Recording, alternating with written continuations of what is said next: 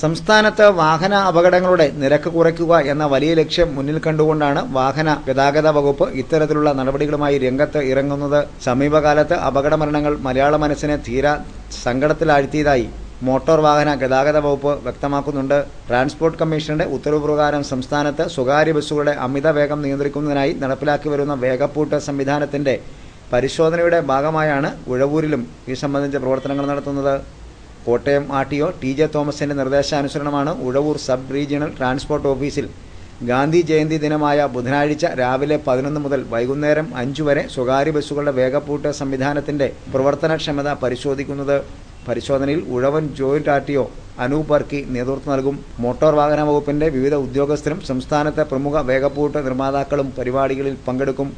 Uzhavoor joint RTO ഓഫീസിന്റെ പരിധിയിൽപ്പെടുന്ന എല്ലാ bus ഓപ്പറേറ്റർമാരും വാഹനങ്ങൾ ഈ അവസരത്തിൽ ഹാജരാക്കണമെന്നും അധികൃതർ നിർദ്ദേശം നൽകിയിട്ടുണ്ട്.